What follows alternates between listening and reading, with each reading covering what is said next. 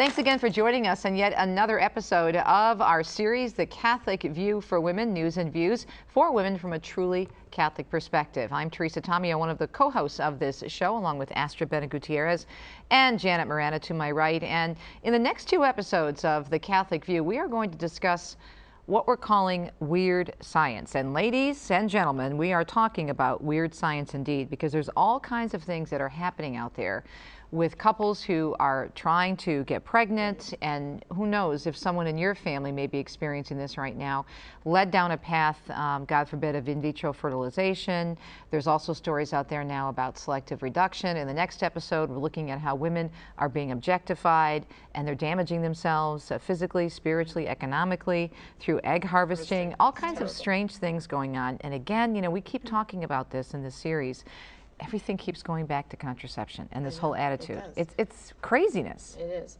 You know, there's two sides here with the in vitro, is that very often the couples that are doing it are just not even aware that it's against church teaching. I mean, some of them are just really people who have been raised good Catholics, married in the church, trying to have a child, innocently go down this road. But why? Because the doctors are recommending it. You know, a girl who's going to her gynecologist month after month when they're trying to have a family, and she's having difficulties, they're ruling out different things, and they try this and that. I mean, and very often it's the doctors who are recommending IVF, and then they're not totally thinking about it and analyzing what's happening, but they're so desperate wanting to have a child, they begin going down this road. Recently, a very dear friend of mine was telling me that she was shocked to find out her own daughter was going to do this. And I said to her, I said, but it's so expensive. And you know, I said, first of all, the church's teaching is against this. And she goes, I know, I'm so upset. And she said, believe it or not, the doctor introduced her to a hospital that was accepting patients on a very low budget as like experimental trials. And she's going to do this because she feels that I could finally conceive a child. And I said, oh my goodness. She goes, I'm heartbroken. I tried to tell her about the teachings, but she doesn't think that there's anything wrong with it, you know? And that's what the problem is. You know, we all know how in vitro works. You know, they collect the woman's eggs, they collect the sperm from the dad, and then you're literally conceiving in a petri dish. In a petri dish. Petri dish. And they take multiple embryos then at that point, which are human beings, and then they freeze them until it's time to do the procedure, because they have to wait till a certain point to do the procedure on the woman, because then they have to give her all kinds of extra injections and things to get her uterus like ripe for implantation of all these. And then what they do is they'll implant as many as 5, 6, or 7 embryos, children, because they know they all won't take it. In some cases, they won't take it all. I mean, so now you've destroyed those 5, 6, and 7 lives. And the other thing is that many women try this more than once, and the expense they go through. And it's also, if I understand, very painful and damaging physically. It is. Now, you've got some quotes. We've got a lot of material to go over. Yeah, so I mean, you found some really interesting work and this is the point. What happens is, once they say it's successful, so very often they'll have triplets or quads that they've conceived. And here's the dilemma. I'm going to read, this is from one gentleman, and here's what he says. I just have to read his whole complete story because it's And this so sad. combines the two things we're talking about, right, in vitro and selective reduction. Because that's the next step. What happens is when they're successful, it's usually more than just a singleton, as they would put it. It's a multiple birth, right, you know, multiple pregnancy. So let's see what this one gentleman said. My soul carries a new scar. The pain is fresh and keen. And I know that while time might see the pain fade, I will never fully recover from what I've been through and done. For I have failed intentionally and knowingly in the first duty of a parent, protecting the 2 lives of my children. My wife and I wanted children. Alas, we needed IVF treatment to realize this dream. Several cycles and multiple embryo implantations later, we welcomed our blessing from God, who is the light of our lives. Recently, we tried for another. It never rains, but it pours, said the fertility doctor. Of the 3 embryos that were implanted, all 3 took. We were faced with the news of triplets. I was shocked knowing the burden that would entail, but since God gave us 3, I was prepared to do whatever I needed to do to help manage and provide.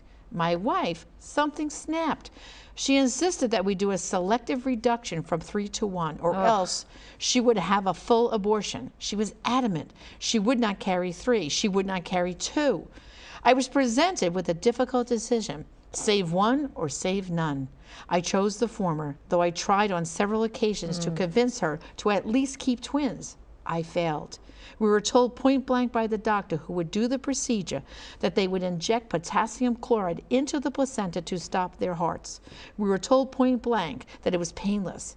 Even then I knew I was being lied to, but given the choice presented, I agreed anyway. My mantra became, save one or save Oh my none. goodness. This is just part of the culture of death. I mean, it's another fruit, right, from the same tree of contraception. I'm sorry, but sometimes selfishness. We understand that people who cannot conceive children, it is a cross to bear, but when you see what happens here, babies are dying and women are suffering tremendously. I've heard of women that have also died because of the hyperstimulation of their ovaries. So it's a very dangerous procedure, but we know, Janet and Teresa, that it's a multi-million-dollar industry. Involved. There's a lot of money involved. So couples automatically are offered in vitro, and they're not told about alternative treatments that are healthier and much more inexpensive. Right.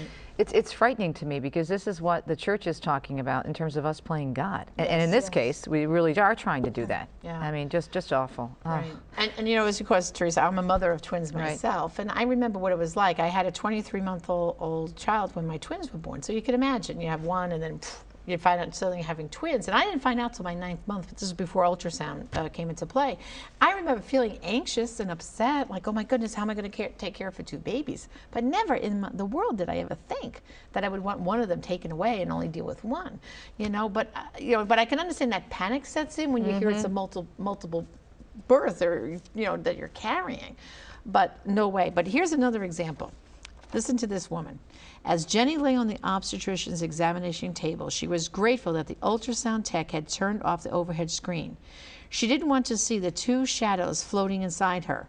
Since making her decision, she had tried not to think about them, though she could often think of little else. She was 45 and pregnant after 6 years of fertility bills, ovulation injections, donor eggs, and disappointment, and yet there she was, 14 weeks into her pregnancy, choosing to extinguish one of those 2 healthy fetuses, almost as if having half an abortion.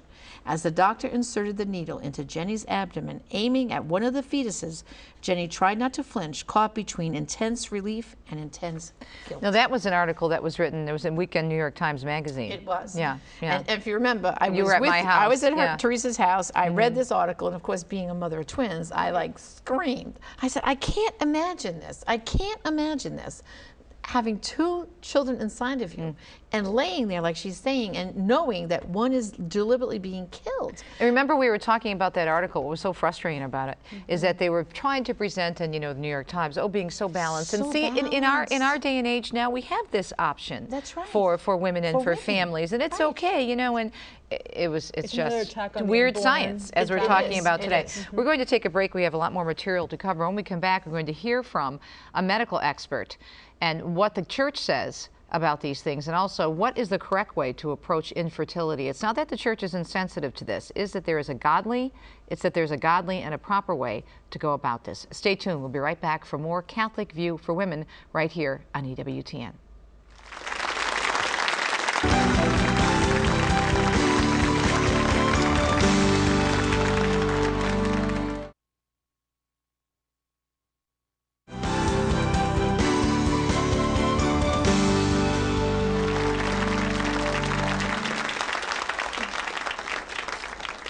You're watching the Catholic View for Women. My name is Teresa Tomeo, along with Astrid Bennett Gutierrez and Janet Morana. And in this episode, we are taking a look at women and weird science. We're looking at specifically something called selective reduction and also, of course, in vitro fertilization. Now, before the break, Janet read some pretty dramatic testimonies, but we want to stress these cases are not something, you know, out of the blue. They're not exactly unique or singular, correct? No.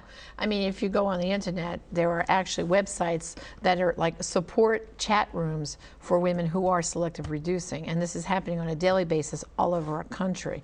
Actually, it was the New York Times article that made me aware of it. I had no idea about this, and that's what got me so crazy. Well, the fact that about New it, York you know? Times decided to do this, and it's probably something they learned about, knowing how the media operate. They wouldn't do it unless it was they thought it would obviously sell magazines. It was in the Sunday edition of the New York Times and the Weekend magazine, correct, from what I understand. That's right. But also because this is happening a lot, and there's probably some controversy, but they want to attempt to quiet this down a little bit, but at the same time give it a quote-unquote normal. Right. You know, normal yeah. They know it's an abortion. It basically is. That's but they So have more justification for this type but of stuff. to attack the unborn or to not protect them. But it's a very odd dichotomy. You have the couple choosing one of the children that they're pregnant with and aborting the other. So they have to be more aware than the average person aborting that they really are killing their child. It's very tragic. It goes back, though, to what you were saying earlier about contraception, because it's about this objectification. Right. Whether you're objectifying your husband or your wife, now it's the child, because a child is like something, well, it's like a car or, Something, you well, know, a set of wine glasses or something. I don't need 6, I'm only going to take 4. I mean, this is nuts. And notice what that woman said, you know, guilt and relief. Okay, you know, which way the needle is going to go. So what happens is that which baby gets to live, whichever one the doctor can get the easiest with the needle is the one And that's aren't there destroyed. studies, now you know as a mother of Right. twins, aren't there studies to show that there's that connection that goes on in the womb between with the twins, babies? absolutely there is. I mean, my twins are fraternal twins because people really think that connection only happens with identicals. I can tell you it's not so. With my fraternal twins, which actually one is living on the East Coast and one is the West Coast. Right. And to this day, they almost sense when the other one isn't feeling well or someone that is having a problem, they'll call each other or, you know, text or, you know, Facebook each other. They really have a keen sense of what's going on with the other, and even as fraternal twins. And while they don't verbalize their life in utero, certain things they talk about are obviously a time they had together before being born. Women have the right to know what's happening in their bodies and what this technology is really going to do to them. Right, and the guilt. I mean, we're talking about having guilt from really it is an abortion, destroying the life of your child, and and then every time you look at the born child, you know that you destroyed 1 or 2 other children. I mean, how do you deal with that as an ongoing basis? Just looking at and then that child always has to go have a higher benchmark because the parent is thinking, if I didn't kill that one, maybe you know, the other one would have been smarter, or Mm-hmm. maybe they wouldn't have had this problem, or maybe I got rid of the wrong one. It's absolutely terrible, and but there is a good way. The church has a yes to infertility. You know, that's the thing we wanted to point out. And Pope Benedict actually recently, not too long ago, just actually was talking about infertility. There was actually a conference at the Vatican. So this is not an issue the church is ignoring. No, and that's what we want to make sure people understand. And people might be familiar with the name of Dr. Hilgers, Yes. Tom Hilgers. He has the Pope Paul VI Institute In Omaha, Nebraska. And he has developed a technique called naprotechnology. And actually, I have firsthand knowledge of this, even by some of my employees at Priests for Life. You know, were girls who were married and having difficulty conceiving, and one of them actually flew all the way out to Nebraska for surgery with Dr. Hilgers, and her and her husband had tried for a very long period of time, and she had complications and things, but surgically he did some little corrections, and she has a beautiful little girl now. Oh, and praise we have God. Praise God. And I have another a woman who went to one of Dr. Hilgers, because now he's trained other doctors around the country in the naprotechnology, and another girl went to, again, a local one in New York, Dr. Hilgers' doctor, and she now has 2 children. So, and if you ever go out to the Pope Paul VI Institute, his hallways aligned with baby pictures. Yeah. That were these were couples who were all infertile, did not go down the IVF round, but sought naprotechnology and were able, in line with the church's teaching, conceive a child. Now you interviewed a doctor doctor who was trained by That's right. Hilgers. Yes, I recently had a conversation with a doctor, and let's take a look at what the doctor had to say, the doctor's advice right now on naprotechnology. Almost every woman's health condition at this point in history is treated with the birth control pill.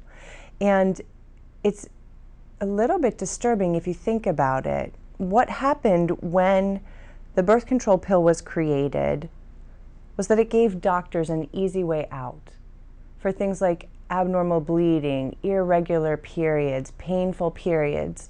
All of a sudden, doctors no longer needed to continue to look for the why, the underlying reason that a woman was having that problem. All of a sudden, the answer was just to shut down that system. But we don't do that in any other area of healthcare.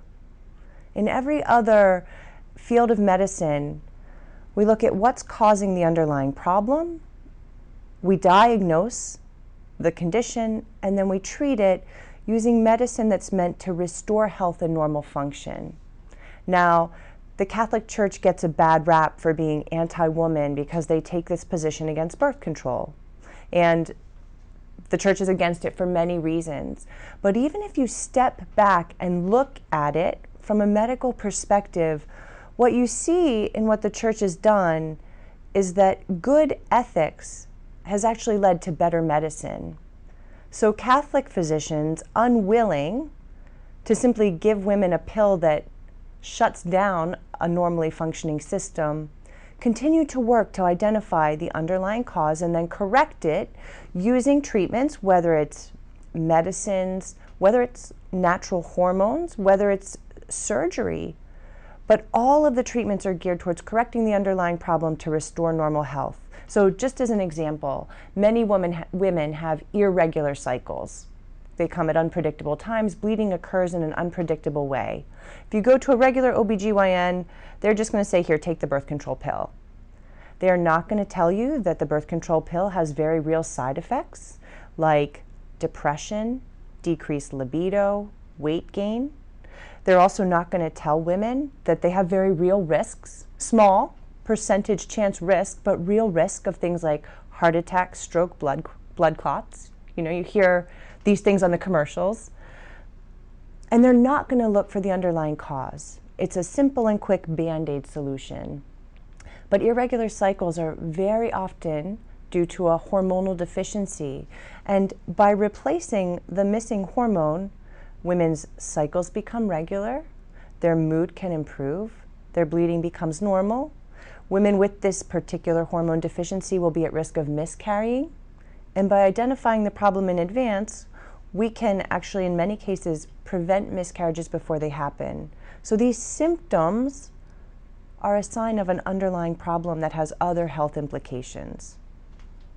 NAPRO technology stands for Natural Procreative Technology, and actually came from doctors and scientists trying to be faithful to the Church. They were actually looking to standardize and perfect a natural family planning method. But as they did their research, what they found is that the natural family planning chart that a woman records documenting the changes in her menstrual cycle could be used as a diagnostic tool and could also be used to help determine and time treatment, so that now we have alternatives to the birth control pill for almost every women's health condition that's treated with the birth control pill. Irregular cycles, abnormal bleeding, polycystic ovarian syndrome, severely painful periods. We have alternatives for treating menopausal symptoms and things that occur in the perimenopause. And we have a phenomenal alternative to in vitro fertilization for treating infertility and recurrent miscarriage. And so now, again, as a result of faithfulness to the Church's teachings, good ethics led to good medicine. We have better, healthier, more natural alternatives. Infertility is a symptom of something. Recurrent miscarriages happen because of some underlying problem. With NAPRO technology, we look very closely at hormonal problems, problems in the way a woman ovulates, anatomic problems that can be corrected. By identifying the problem, we can then provide treatment that actually works with the woman's naturally occurring cycle to restore health, restore normal function, and allow many, many couples to conceive through natural intercourse instead of having to turn to alternatives like in vitro fertilization or intrauterine insemination.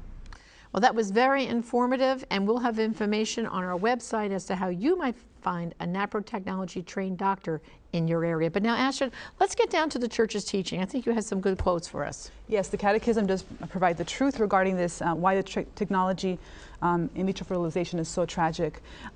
This is what it teaches. Fecundity is a gift, an end of marriage, for conjugal love naturally tends to be fruitful.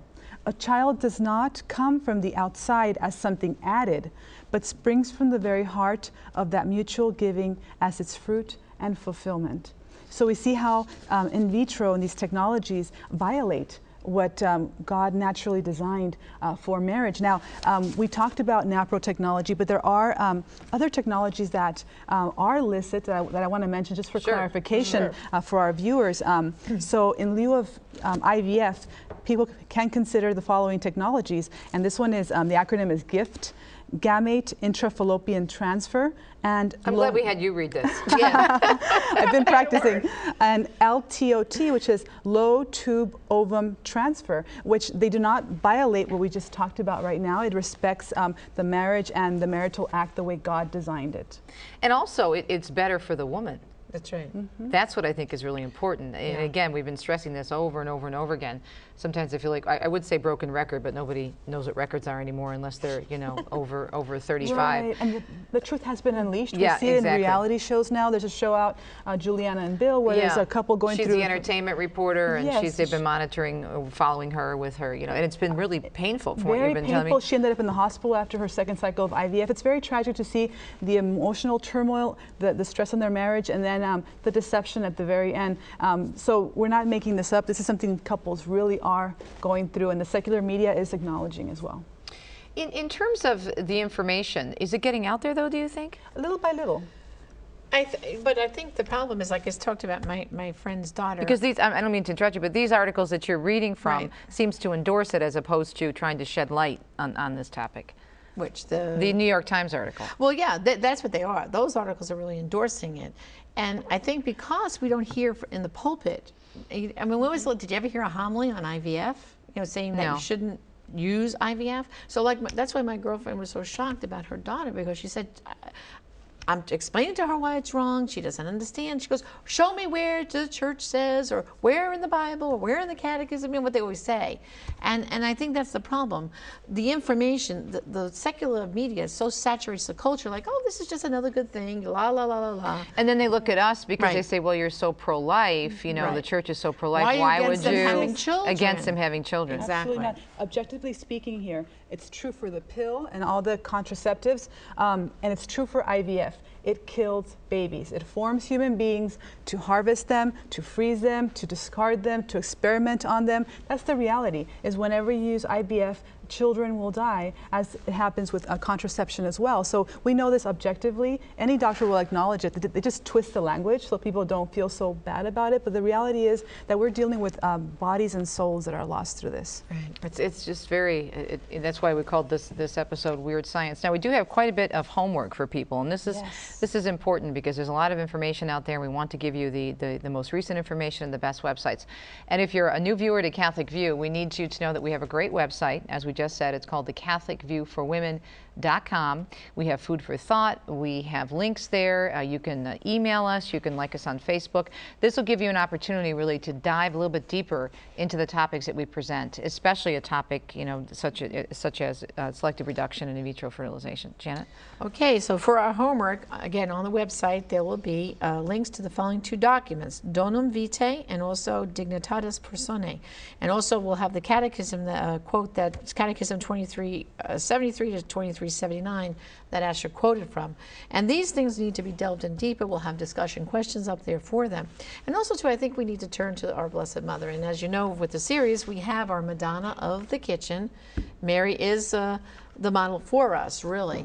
And, you know, when we come to these difficult decisions, having images of Our Lady around your home, and the Madonna of the Kitchen is another perfect example how we can bring Mary into our home, into our spirituality. And those of people who are having difficulty conceive a child, turn to our Blessed Mother, say a daily rosary, and pray for God to grant you the gift of life of children. I do think it's really important, again, to tell people that the church is not trying to say that they're insensitive to this topic. That's right. Because the church is very, very sensitive to it. And there, as you read from the Catechism, and as you've read in terms of an interview, the doctor, the expert on nephro-technology, there are options. People just don't hear about them. That's right. And that's one of the reasons why I wanted to do this show. Absolutely. Okay. Now, some of these documents are there. You can get hard copies of them too, can't you? Sure. If you go, first of all, if you go to the USCCB website, you can order them, because this might be something, ordered. if you're in a women's group, especially Yes. with young married women. I'm thinking that might be a really good resource. I know Priest for Life has all kinds of things you can order from priestforlife.org. And I know in right? the religious catalog here at EWTN, they also have many of the church documents you can get from the religious catalog also. Right. And also, we didn't include this, but you can also look for a CD by Dr. Marie Meany from Human Life International. Oh, that's right. You mentioned that before the show, right. It's called Embracing the Cross of Infertility, so that we can really walk with Jesus and Mary through this difficult process. Wow, great discussion. Again, it just went by so quickly. That's why we're going to have another show coming up on Weird science. So stay tuned. And again, go to our website. That is CatholicViewForWomen.com. I'm Teresa Tomeo for my co-hosts, Astrid Bennett Gutierrez and Janet Morana. Thanks so much for tuning in, and we'll see you next time here on EWTN, of course, on The Catholic View, news and views for women from a truly Catholic perspective. We'll see you next time.